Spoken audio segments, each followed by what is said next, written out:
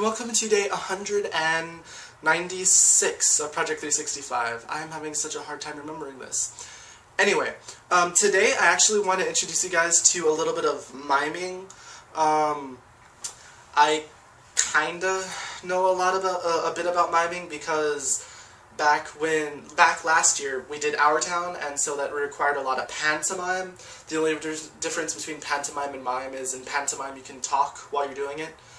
Well, most of the time, because you're just acting out the motions of grabbing something or pulling something. But yeah.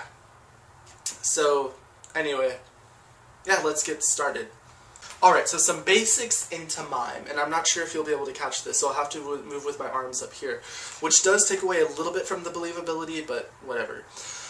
So when you're miming, the first thing you want to master is being firm. I mean, a lot of times you will want to be fluid in your movements, but you also want to be strong in your movements. Like, something as simple as picking up a glass or something. It's just a quick grab, nice firm, and then release.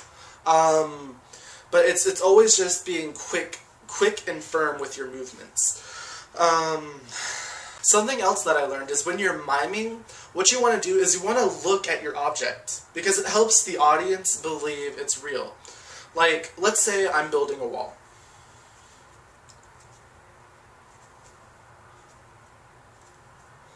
And of course you want to try and keep your hands the same depth as each other, but basically, to make a believable wall, what you want to do is you want to look at where you're putting your hands.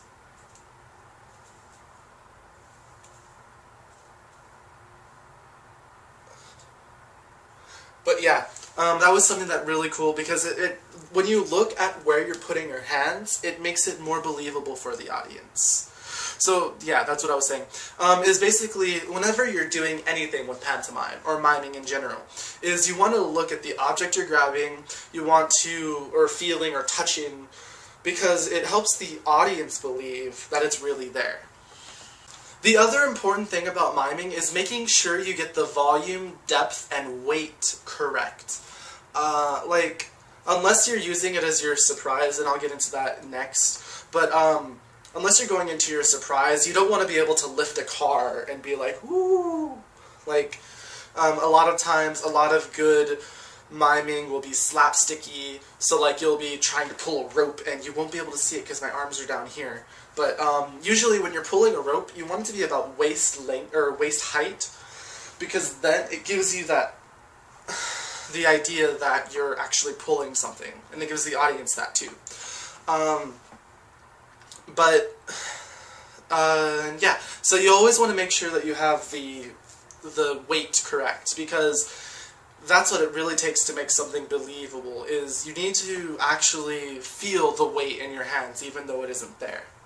A couple of other quick tips that she gave us were, like, let's say you're pulling a rope or you're opening a door, always do it by your hip. Always do it at hip height, because when you're actually opening a door, and again, you won't see this, crap, but when you're actually opening a door, if you're acting as your height, then yeah, you want to grab at your hip. But if you're actually doing it like a little kid, go at the shoulder. If you go at the shoulder, it looks like you're just really little trying to open a door. But yeah, so playing around with the height lets you act as though you're different ages, and that's really cool. And earlier I mentioned the surprise. All great mime and pantomime routines have a certain surprise about it. Basically, it's something unexpected that you wouldn't be able to do in real life, or it can be something you can do in real life, but you wouldn't do it. She gave a really great example when she did her original mime routine of eating a butterfly, and it was really cool. But you always want to have some sort of surprise, because that's what really blows it away. And it's really cool, because the effect that the surprise has is it doesn't completely destroy the scene by making it unbelievable. It adds to the scene. and that's just something that's really great. So hopefully this little introduction to MIME and stuff like that has been helpful. Leave comments below if you would like to actually see me do a MIME routine. I would have to work at it a bit, but I could probably do it, maybe. I might try and recreate the one she did, but yeah. So yeah, that's it for today. Question for today is, have you ever seen a mime in real life? And I mean full robe and everything else. And yeah, man, I said a lot in this video. Anyway, that's it for today, guys. I'll see you guys tomorrow. Have a great day.